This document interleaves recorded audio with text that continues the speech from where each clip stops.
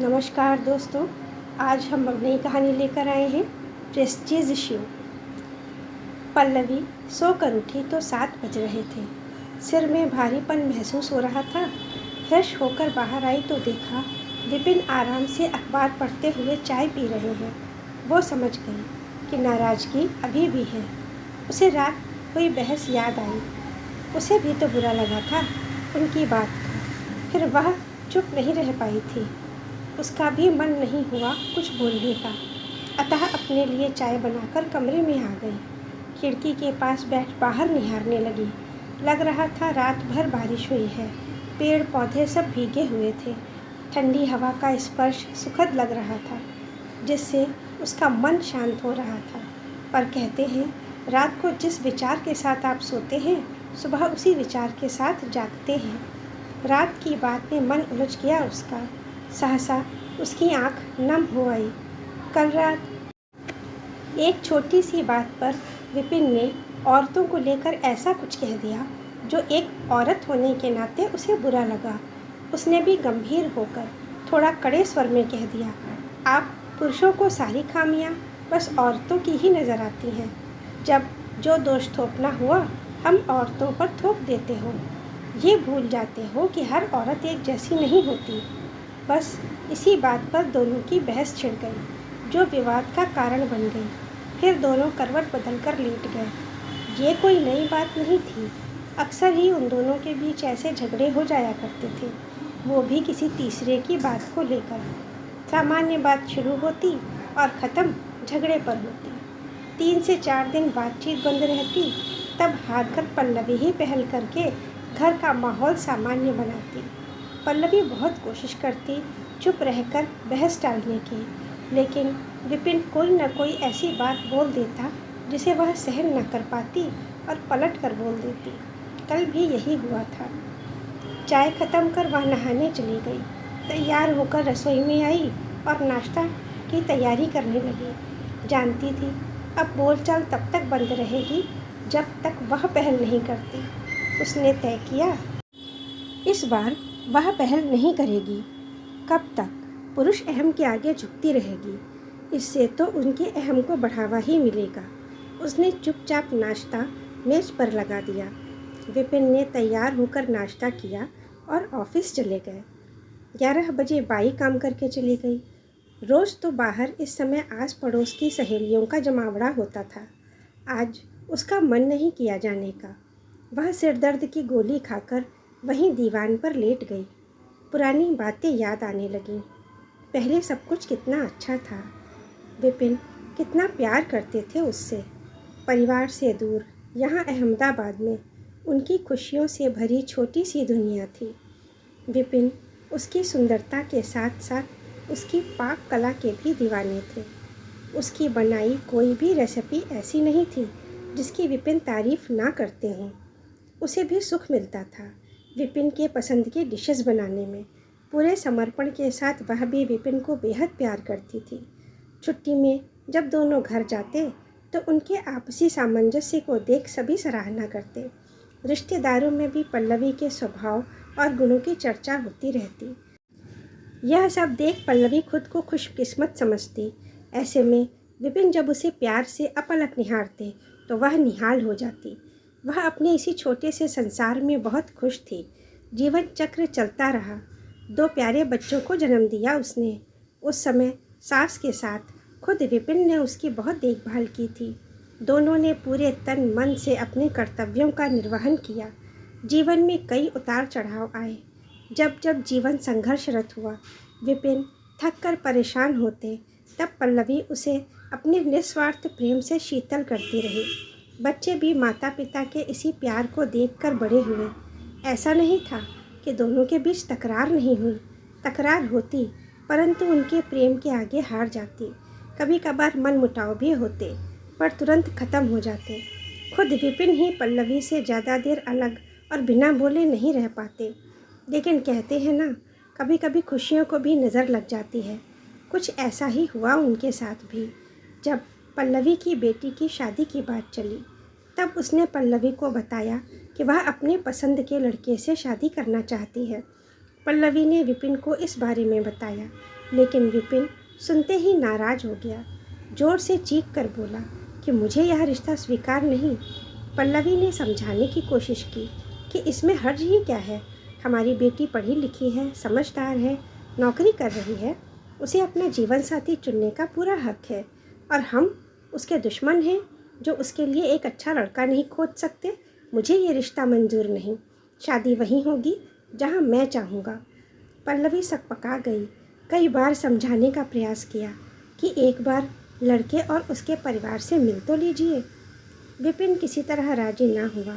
तब एक गहरा मतभेद शुरू हुआ दोनों के बीच।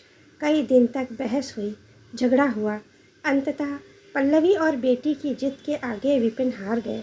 बेमन से बेटी की शादी उसके पसंद के लड़के से कर दी। हालांकि नंदनी के दिल में भी एक डर था। उसने बेटी के इस निर्णय को लेकर खुलकर बात भी की। इस तरह 2 साल की जान पहचान से इतना विश्वास कर लेना क्या उचित रहेगा?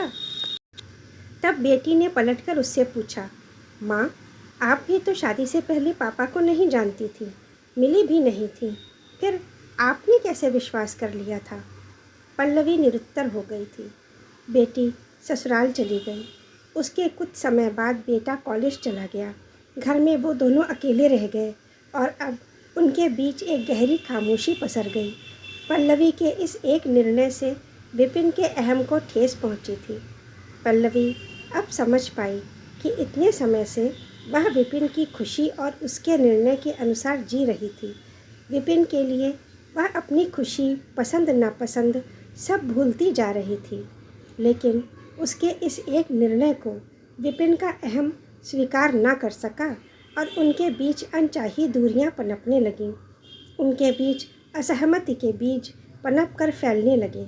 छोटी छोटी बात पर एक दूसरे का विरोध करने लगे।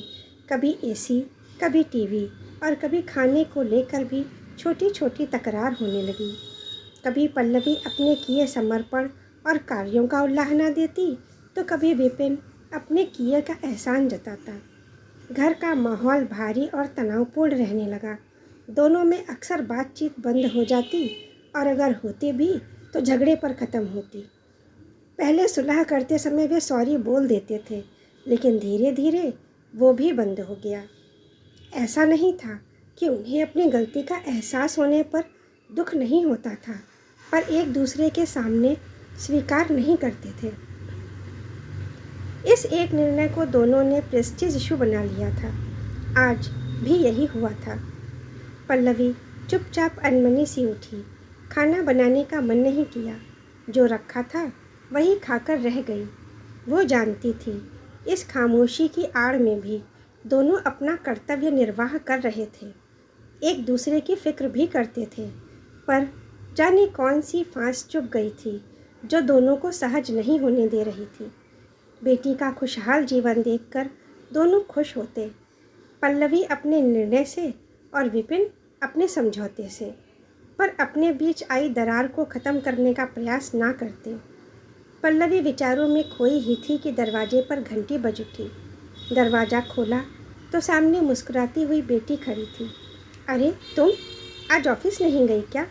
उन्होंने पूछा। गई थी, ज़्यादा काम नहीं था तो आधे दिन की छुट्टी ले ली। पल्लवी का उतरा सा चेहरा देखकर बेटी ने पूछा, क्या हुआ, आपकी तबीयत ठीक नहीं क्या? हाँ, सिर दर्द है। आज पापा से फिर झगड़ा हुआ क्या? पूछा उसने। पल्लवी ने छिपाने की कोशिश की, पर असफल रही। फिर पूरी बात बेटी को बताई। सुनते ही वह बोली, पता नहीं पापा को क्या हो गया है, आपसे ऐसा व्यवहार क्यों कर रहे? शायद मेरी वजह से। बहुत अपराध बोध होता है माँ। नहीं बेटा, तुम कोई अपराध बोध मत रखो, इसकी वजह कुछ और ही है। क्या माँ? बेटी ने पूछा तो पल्लवी बोली, मैं समझती थी हमारे प्यार भरे रिश्ते में अधिकार समान है, लेकिन मैं गलत थी। तुम्हारे पापा का अहम हमारे रिश्ते और प्यार से कहीं बड़ा है। अब तक उनके हर निर्णय में मेरी सहमति होती थी, उनकी खुशी में मेरी खुशी।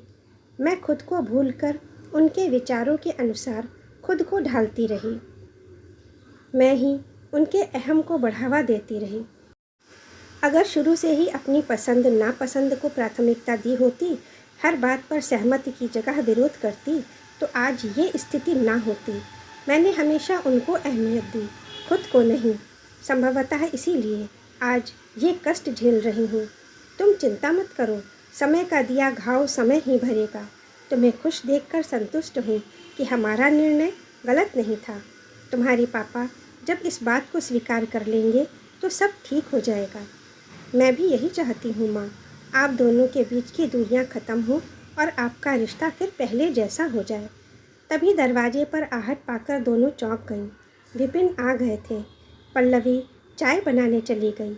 दोनों इस बात से बेखबर थीं कि विपिन ने उनकी बातें सुन ली हैं। सहज होकर वह बेटी से परिवार के बारे में पूछने लगे। बेटी के पसंद के समोसे ले आए थे। बेटी ने अचरज से पूछा, आपको कैसे पता मैं यहाँ हूँ? वो मुस्कुरा कर बोले, शलभ को फ़ोन किया तो पता चला, उसके लिए भी लेती जाना। पल्लवी चाय बना लाई। विपिन को बेटी से हंसकर बात करते देख सोचने लगी, जिस बेटी की शादी को लेकर अपना व्यवहार बदल दिया, उसी पर बलिहार हुए जा रहे हैं। कुछ देर रुककर बेटी चली गई। विपिन टीवी खोलकर बैठ गए। पल्लवी छत पर आ गई। ठंडी ठंडी हवा उसे सुकून दे रही थी। वह कुर्सी पर आंखें बंद कर वहीं बैठ गई। विपिन टीवी देखते हुए पत्नी और बेटी की कही बातों पर गौर करने लगे। बेटी को अपराध बोध हो रहा, यह सुनकर द्रवित हो उठे। गंभीरतापूर्वक विचार किया तो पत्नी के सहयोग और समर्पण के चित्र मस्तिष्क में उभरने लगे। सही तो कह रही है, शायद मेरा अहम ही बड़ा हो गया है। वो मेरे हर निर्णय को स्वीकार करती रही और मैं उसके एक ही निर्णय में साथ नहीं दे पाया। बेटी की खुशी से बढ़कर हो गया मेरा ईगो। ये बहस, ये झगड़े इसीलिए हो रहे हैं क्योंकि मैं झुकना नहीं चाहता। एकाएक उठकर कमरे में आए। पल्लवी को वहाँ ना पाकर रसोई की ओर बढ़े। छत का दरवाज़ा खुला देखकर वो भी ऊपर आ गए। कुर्सी लेकर पास में बैठ गए। कुछ पल निहारते रहे पल्लवी को। हमेशा हंसती खिलखिलाती पल्लवी का मुरझाया सा चेहरा देख मन में टीस उठी। धीरे से हाथ उसके हाथ पर रख कर बोले, अकेले यहाँ क्यों बैठी हो? घबरा कर पल्लवी ने आँख खोली। ऐसे ही, मौसम अच्छा था तो।